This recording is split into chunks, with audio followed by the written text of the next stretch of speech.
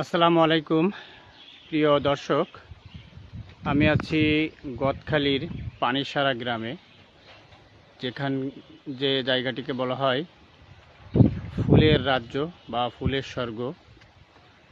সিজনে অর্থাৎ শীতকালে, শীত মৌসুমে এই অঞ্চলে বাংলাদেশের প্রতিটি অঞ্চল থেকে লোক আসে এখানে ফুলের চাষ দেখতে, ফুল দেখতে, ফুলের যে নার্সারিগুলো আছে এগুলোতে ঘুরতে।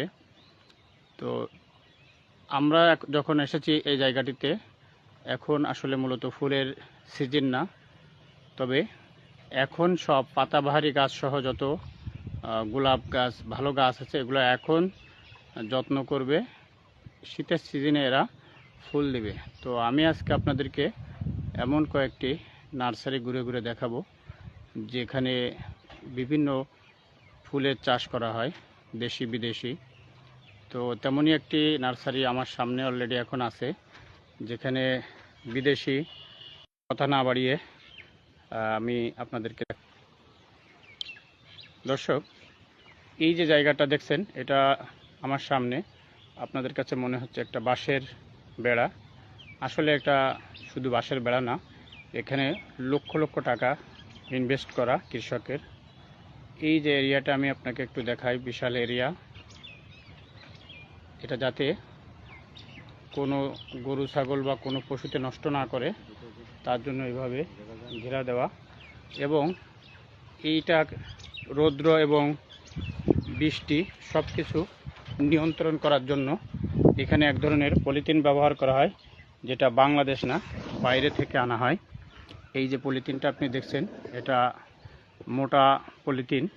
এটাতে আর্দ্রতা নিয়ন্ত্রণ করা, অর্থাৎ গরম, ঠান্ডা, বৃষ্টি সব কিছু এই পলিথিনে নিয়ন্ত্রণ করে।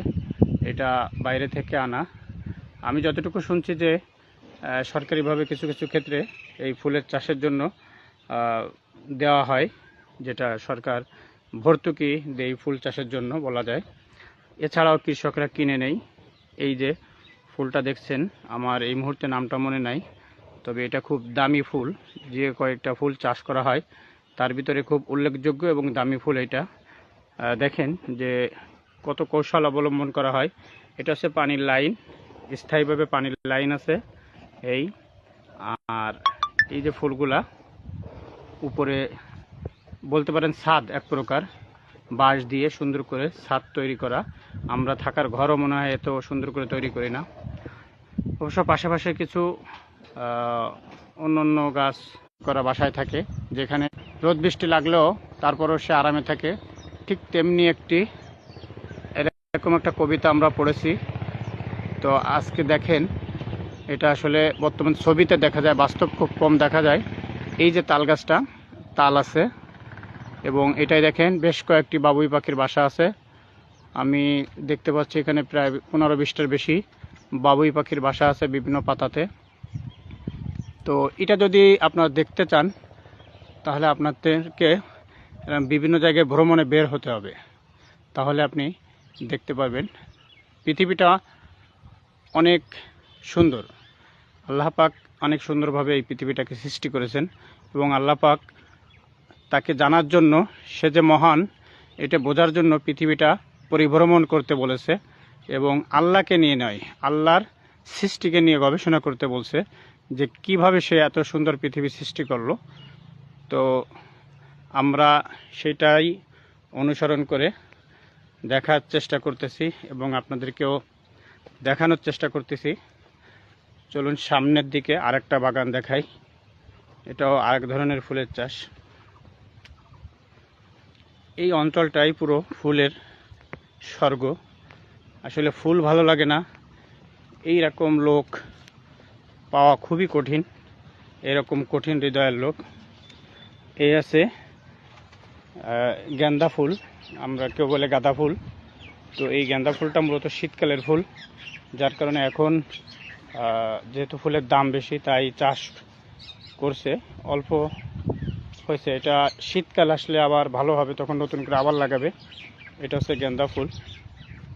পাশাপাশি এই একটা ফুল, গোলাপ ফুল।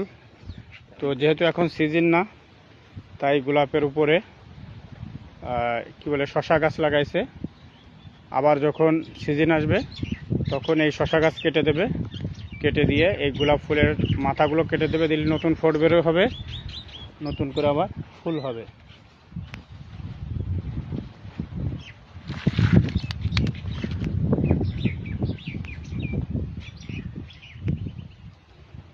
দর্শক, এই যে আর একটা ফুলের বাগান।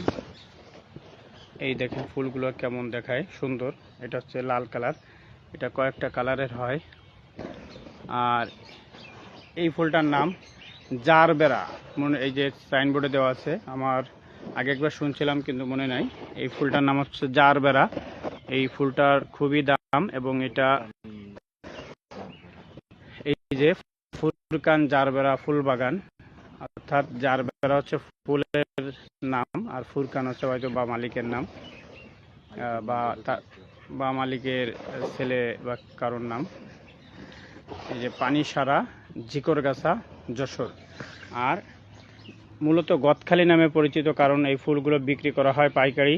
গদখালি হাটে ওঠানো হয়, ওইখানে ফুলের হাট হয় প্রতিদিন সকালবেলা। এই হলো গদখালি থেকে আমি আপনাদেরকে দেখাচ্ছিলাম। এইরকম আরও আছে, সামনে মনে একটা গোলাপের ইয়ে আছে, দেখি আর একটু যাই। ওই যে সামনে আর একটা গোলাপের ক্ষেত আছে। মানে এখানে আসলে আসলে আপনি সারাদিন ঘুরেও যদি দেখেন বা দেখান, তো আসলে দেখানো শেষ হবে না বা দেখাও শেষ হবে না, কারণ এখানে পুরোটাই আসলে গোলাপের চাষ।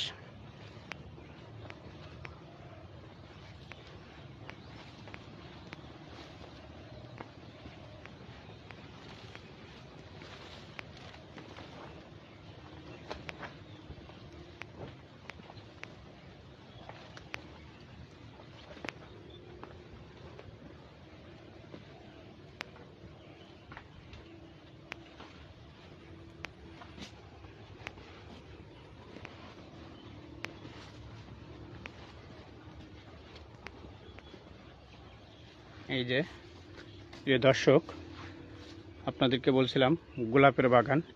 এই আরেকটি গোলাপ ফুলের বাগান। এখানে প্রচুর পরিমাণ গোলাপ আছে। এই যে বাগানটা পুরো আছে গোলাপ ফুলের বাগান, এবং তার ওই পাশে আরও অন্যান্য ফুলের গাছ আছে। এইটা হলো গোলাপ।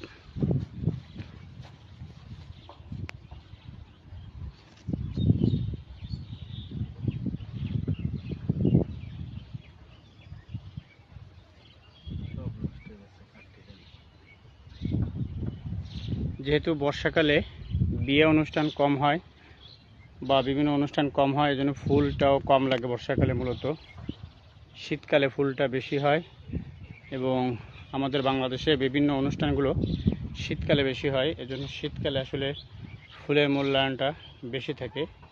এই যে ফুলের কড়ি।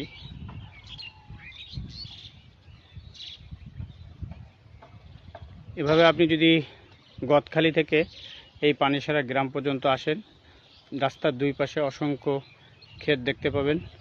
তো আমি সামনের দিকে যাব, আপনাদেরকে রাস্তার পাশে থেকে আবার অন্য ভিডিওতে দেখাবো।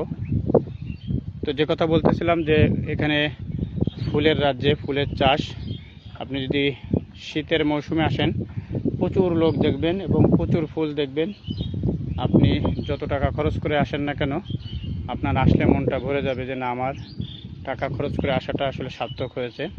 দূর থেকে আসলে এটা বোঝা যায় না, কাছে এসে না দেখলে, যে আসলে এখানে কি পরিমাণ ফুলের চাষ এবং ফুলের সৌন্দর্যটা।